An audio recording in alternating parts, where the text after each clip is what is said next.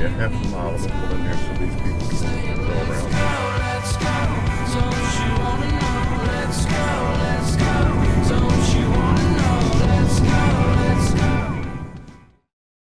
So hello from Alton, Utah. Alton, no signal, Utah. From Alton, Utah. Minnie's a little disturbed because there's not a lot of data signal out here, but it's a rustic little campground in Alton, Utah. It's called Camp Lutherwood, and it's near Bryce Canyon, which is where we're heading to right now.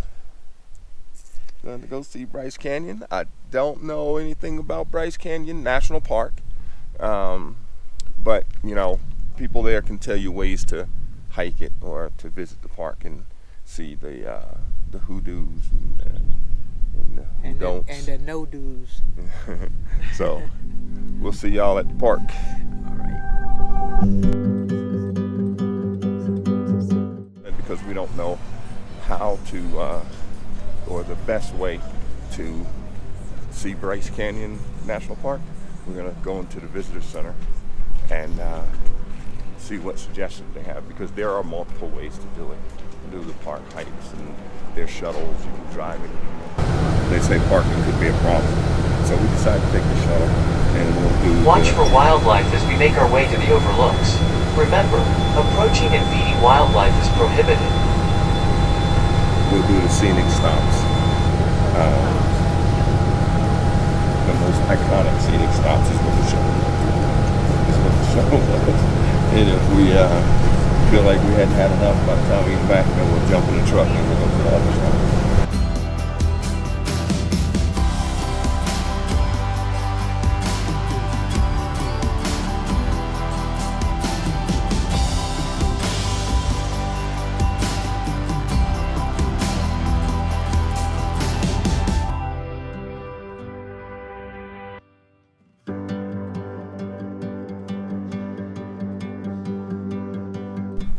Bryce Canyon is really not a canyon.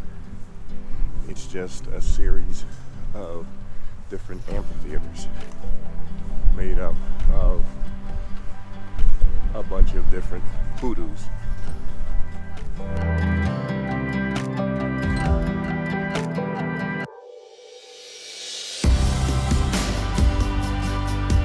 We were dropped off at Inspiration Point, and we're walking the trail to Sunrise Point and Sunset Point. This is one of the amphitheaters we're at, Sunset Point, and people come here to watch the sunset. And all of these hoodoos are what make up the amphitheater here at Bryce National Park, Bryce Canyon National Park. It's amazing. We just did the trail from Inspiration Point down here to Sunset and Sunrise. We had to go to the store. It was a pretty nice store. Get us a little snack, you know. A little refresher. Yeah. The walk took a little bit of energy, and you got to put it back now.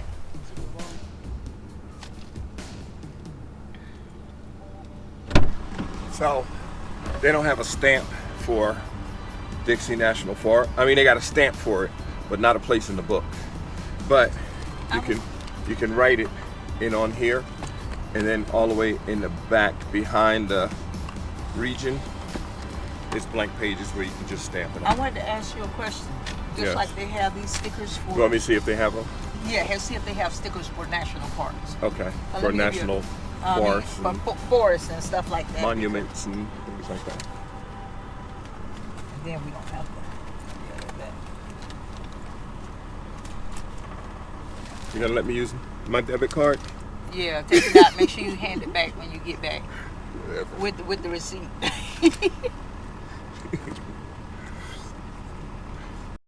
So one of the things you're gonna find with your RV, like I said before, it's like it's a mini earthquake that you're pulling behind you, and things loosen. It's not just because, you know, we were in a boondocking situation and the road was really bad, like really rough. And bad is relative because it is we were boondocking. So, but the roads were really rough and things shake loose. And one of the things that shook loose was the shower head. And behind here, I wish I'd have gotten the camera when I first started doing it, but you know, I'm starting to get used to grabbing the camera when I'm doing stuff. But behind here, there's a hose that comes up and it connects to this part, and then this screws onto to this, and the hose kind of rattled loose, so water was shooting up. So I had to take this down, get back there, tighten that hose up, put some new plumber's tape, and I have to put new plumber's tape up here. Had to go in here, tighten the nut down on this for the shower head, and then I'll screw the shower head back up, and hopefully that'll fix the problem, and this small problem addressed now won't become a big problem later. So behind this nut on the shower head is this washer that I'm going to replace.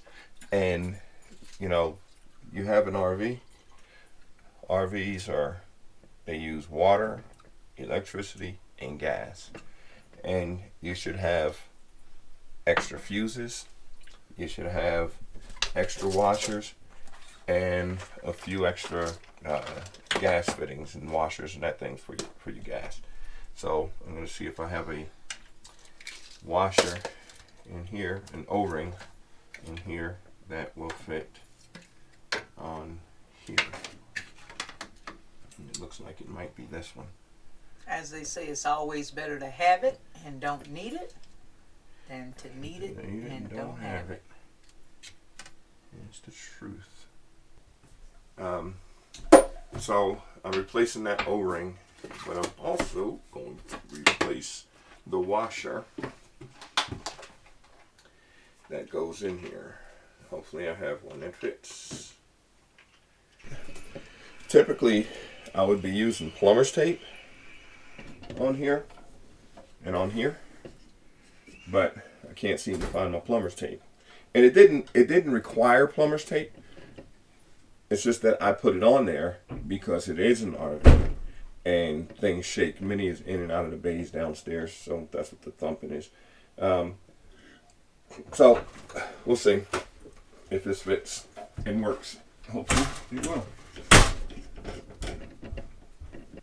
So unfortunately, I don't think the leak is at the shower head.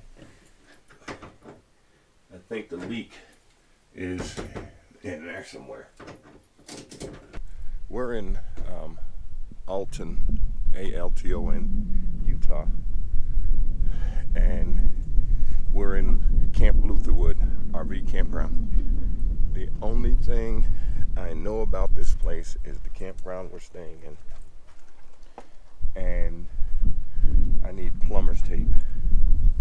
So we're gonna go out and try to find a hardware store or something to get some plumber's tape.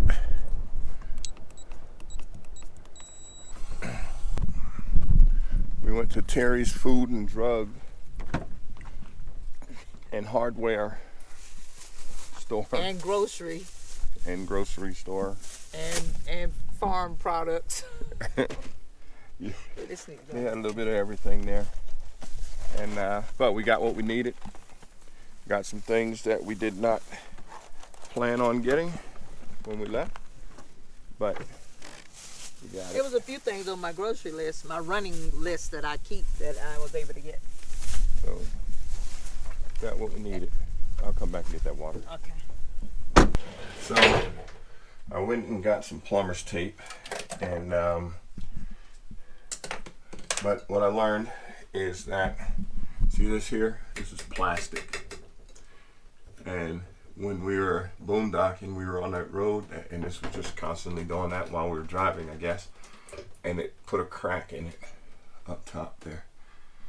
So I'm gonna have to get with Grand Design and see if they can send me one of those to get it to Vegas when we get there. And I'll change it then. Meanwhile, we still have the rec spray there, and we still have the handheld here, so we just won't use the overhead rainforest shower head until I get that replaced. So it is what it is. We're on our way now to Zion National Park. And when we're at Bryce, they had a shuttle inside the park that took you inside the park. Here at Zion, before you get to the entrance to the park, there's a little city called Springdale. So there are 2 shuttle systems. Both are free. The Springdale shuttle, it takes you from the city, and it has several stops. And it takes you to the entrance to Zion National Park. You get off there, and then you go, and I think that's where you pay your fees, and you know, because we were a little confused about how you pay your fees or show your pass to get into the park. And I think when we get off that shuttle, that's probably at the entrance gate is where we'll show our pass.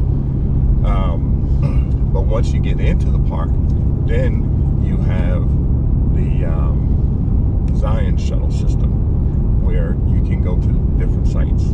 Now, the Zion shuttle system, you have to be back from wherever you are in the park. You have to be back to the entrance if you're going to catch the Springdale shuttle back to your car. You have to be back to the entrance by 5 o'clock because the last shuttle is at 6 o'clock. And no, the last shuttle, is at 6 o'clock. The last shuttle, I think, at Zion, inside Zion, is 5 o'clock. So if you miss that shuttle, if you're out there, say you're at the Narrows and you miss that shuttle, then you're gonna have to walk 8 miles to the entrance. If you miss that shuttle into the Springdale shuttle, the last Springdale shuttle, then you only have to walk 2 miles to your car. So it's not as bad, you know. But It's still walking. You still want to make sure You don't know how many hills you're gonna have to walk up and down. Yeah, not yet.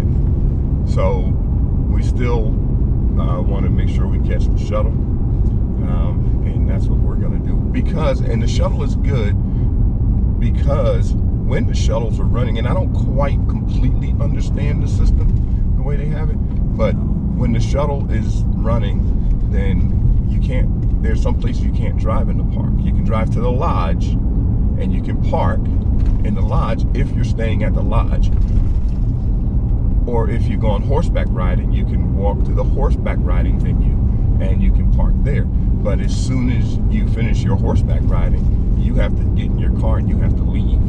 It may be because of limited parking. When they made for parking spaces out there, because you know, parking was kind of limited in Zion. Well, it's the way I understanding it is because of because when the shuttle is moving, when they're driving the shuttle around in there, that's why they don't want you driving around in the park. Yeah. Because of the shuttle. That's less cars in there too. Yeah. Keeps it free up, less cars. So, and that part's a little confusing at first read. This is a wavy road. Yeah, isn't it? It's like frost eaves. But, you know, we're going to use the shuttle system, and we're going to obey the times, and we're going to get back to where we need to be. And we have not yet decided where we're going to, what we're going to go to and see and all of that. I guess we'll see that once we get there. Yeah, we'll see that once we get there. And we will, we're going to say something. I was just saying, and when we see that, that will kind of give us a chance to manage our time on how long we want to be out here, and, you know, just pick the main things, at least 2 main things to do. Yeah. Yeah, that'll be it. So, we will see the shuttle when we get there, and we will see y'all when we get to the shuttle.